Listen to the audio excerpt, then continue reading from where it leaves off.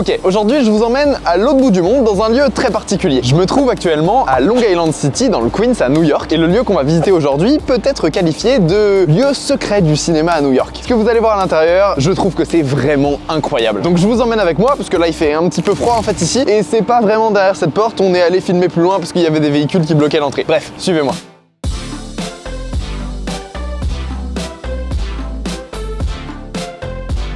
Comme vous l'avez vu dans l'intro, aujourd'hui je vous emmène à New York pour découvrir l'histoire d'un lieu incroyable que j'ai eu le privilège de découvrir de mes propres yeux et que je vais vous faire visiter aujourd'hui. There are companies constantly, every day, coming in and renting props. Je vous présente Suri Biller, c'est la fondatrice de Eclectic Encore Props. Eclectic Encore Props, c'est un lieu dans lequel les sociétés de production vont louer des accessoires pour le cinéma et pour la télévision. Et c'est un lieu plutôt important dans le monde du cinéma, hein. Pour ne citer que quelques productions qui se sont fournies chez Eclectic, il y a notamment John Wick, le Saturday Night Live, le Loup de Wall Street, le Pont des Espions ou West Side Story de Steven Spielberg, ou encore beaucoup d'autres trucs que vous connaissez sûrement. Enfin bref, la plupart des grosses productions qui sont filmées à New York se fournissent chez Suri. So this is sports, weapons, and taxidermy. So we have a lot of taxidermy up here, Il y a un petit crocodile. and sports over here. Ok, so you have equipment from all eras. Some. We have antiques and period and character props. So we are able to accentuate the person. And you said weapons? Yes. Oh, look here. Ok. And they go in here. Donc là, il y a des fusils visiblement de plein d'époques différentes. C'est hyper impressionnant. J'espère qu'ils sont pas en état de marche. Là, il y a des caisses de munitions pour des films de guerre. Wow, c'est vraiment très impressionnant. Et donc là, ouais, il y a des flingues de plus récents. Celui-ci est incroyable.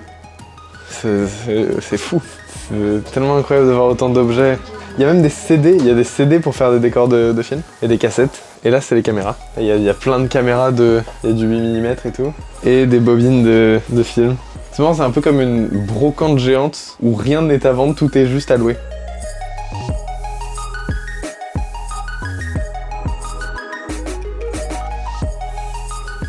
One moment. Eclectic. Bon, on va laisser Suri répondre à son coup de fil, et pendant ce temps-là, je vais vous raconter un peu son parcours et vous expliquer comment elle a réussi à mettre sur pied la plus grosse société de location d'accessoires de la côte est des États-Unis. Et je peux vous dire que c'était pas gagné, hein, parce qu'elle a commencé son business avec seulement $175 en poche. Mais il faut qu'on remette un peu de contexte. Suri a fait des études de théâtre en Caroline du Nord. Rapidement, dans ses études, elle commence à s'intéresser à ce qui se passe en backstage, et notamment au décor. Dans les années 70, elle déménage à New York pour démarrer sa carrière, et avec un peu de chance, travailler pour des shows sur Broadway. I was still a decorator in theater, and I did off-Broadway and off-Broadway, and I arranged with the producers that I would have first option on buying those props when the show finished. Alors il va falloir que je vous explique ce qu'on appelle off-Broadway et off-off-Broadway. En fait, c'est très simple. À New York, on qualifie les spectacles de Broadway lorsqu'ils sont joués dans des théâtres de plus de 500 places. Les off-Broadway sont des spectacles qui sont joués dans des salles de 100 à 499 places, et les off-off-Broadway sont des spectacles joués dans les salles de moins de 100 places. Durant sa carrière de décoratrice, Suri a fait les trois. Et il est très courant qu'un show qui ait du succès passe de off-Broadway à Broadway. C'est le cas de Hamilton par exemple, qui a débuté en off-Broadway pour terminer au Richard Rogers Theater, un théâtre de 1319 places, qui se trouve juste en face du QG de la Scientologie d'ailleurs. Et évidemment, il n'y a pas que Hamilton qui a eu ce parcours, hein. Il y a un très grand nombre de comédies musicales et de spectacles qui sont passés de off-Broadway à Broadway. En travaillant dans ce milieu, Suri commence à se pencher sur une idée. Elle aimerait bien créer une société qui louerait des accessoires, des costumes et des décors pour les compagnies de théâtre. That was because I wanted to have something more steady. The life of a freelance decorator or prop person is a bit threatening. Et pour monter un truc comme ça, bah, il faut de l'argent. Il faut même beaucoup d'argent. Et à cette époque, Suri n'a que $175 en poche. Elle va donc tenter de choper un prêt chez une banque, ce qui ne va pas du tout être une tâche facile, mais elle finira par y arriver. I was able to get a loan for $3,000. I was able to lease a little building that was down the street from my apartment, and I just started there. That's where I started Eclectic. See that little building down there? Ok. That was on 84th Street, down the street from my apartment. Mais ça n'empêche que le le business de Suri n'est toujours pas une référence. Et pour faire de l'argent dans ce milieu, il faut que les sociétés de production connaissent ton existence et te fassent appel. I started with so little money, I really couldn't buy props. Eclectic Props, when I started it, was very small. Because I didn't have financial backing, I was always one step ahead of myself. I couldn't really make a dramatic amount of money. And so I needed to become huge overnight. And I decided that the only way to do it was to buy a prop rental company that had a name, that had an inventory, that I could create a bigger business and be legitimate immediately. Encore Studios was exactly what I wanted it to be, a prop rental company. Encore Studio était une société de location d'accessoires et de costumes qui avait à peu près 100 ans au moment où Suri a voulu les racheter. It had an enormous inventory that was very theatrical. It was antiques, it was period items. That's just what I wanted. So I literally knocked on their door and I presented myself as being from Eclectic Properties and that I wanted to speak to them about possibly purchasing Encore Studios. Avant que Suri ne nous raconte la suite de son histoire et comment elle a fait pour acheter Encore Studio, une société bien plus grosse que la sienne à l'époque, on va poursuivre un petit peu notre visite. One of the phone calls that I just had a moment ago, they're doing a TV spot about drugs. So they wanted to know, do we have drug paraphernalia? Do we have things that look like people are selling drugs? Do we have fake money? Do we have money counters? Do we have fake guns? So all of those things, yes. So you have fake drug? Yeah, I'll show you. Ok. You can pick one up. Ok, donc là on a clairement de la fausse cocaïne ou de la fausse héroïne. Donc là il y a des disques d'or, il y a des disques d'or au mur. Are they real or are they fake? They're fake, Okay. they're props. And they're all cleared so we can show them. It's like art. Ouais, c'est hyper drôle à voir. Il y en a plein en plus. This is the Hall of Presidents. Ok, donc il y a des portraits de plein de présidents des États-Unis. Those are fake paintings? Yes. Ok.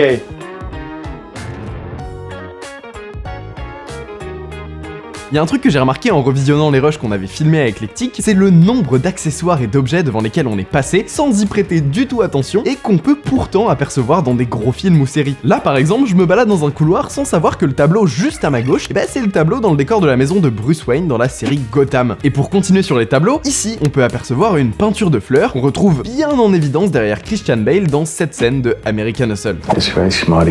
Et en fait, il y a un truc auquel on pense pas forcément quand on voit des œuvres d'art dans les films, c'est la question du droit d'auteur. All the art that you see on the walls is all cleared for use in motion pictures and television. Ok. And who are the artists? They are all different artists. And so you bought the right? It's done differently. Yes, there are some artists that I have the rights, and then there are the artists that were used in film previously, and I have the ability to use those in a continuous basis. And it's all very complicated. Il y a une lunchbox Knight Rider. Il y a une lunchbox Annie.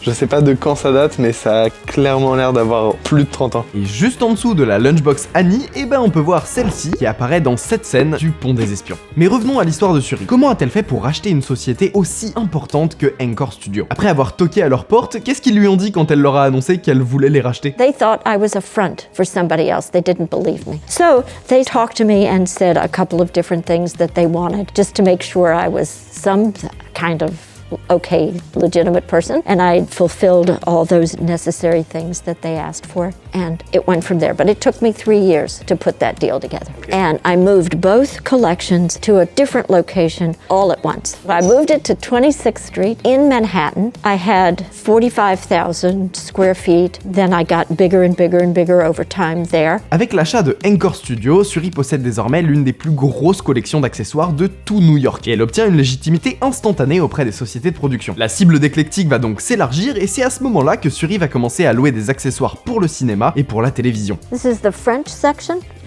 Our section. right? So this is more 40s, 50s furniture, 60s, 70s. Il y a de quoi décorer des dizaines et des dizaines de maisons et d'endroits en fait, c'est hyper impressionnant. Mais il y a toutes les assises du monde quoi. On peut trouver n'importe quel siège, n'importe quel fauteuil. n'importe quelle chaise, c'est assez dingue. Ah bah tiens, juste ici, vous pouvez voir les sièges qui ont été utilisés dans le film de Jonathan Demme, Married to the Mob, avec Michelle Pfeiffer. What do you say we take a seat, Mike? Ah, come on. For a couch, for instance, what could be the price? Anywhere from maybe $275 to some of them could be $600. Okay, for a there's day. No, our pricing is for a week. Parfois, comme vous pouvez l'imaginer, certains accessoires se cassent sur les tournages, ou alors ne sont jamais retournés à Eclectic. Ça a été le cas par exemple sur le tournage de ce chef-d'œuvre du 7e art qu'est Sharknado 2.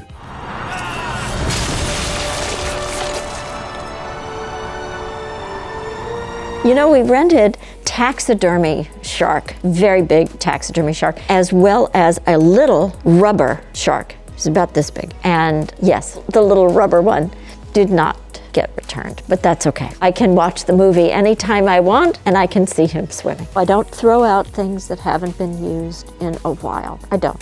Okay. Because there's another time when it will be popular again. You know, you can't second guess the writers. There's so many different television programs, so many different films, and that is through the eyes of who is the author. Lately, have you rented a lot of 80s stuff? Yes, and 90s is becoming more popular. And it's an interesting time of the structure of the furniture is very different. You know, it was very strong, very masculine things. Everything had a different look, different colors. I remember the time. I never thought it would be as period, but it is. It's 30 years old and Right? it's becoming popular. It's becoming popular. So now I have a collection of masks from this era, so we'll keep those. They'll be useful props in the future. That's part of the reason why I like this kind of business. You never know what pieces they're putting together to create this room or place that we believe when we watch it on television or in film.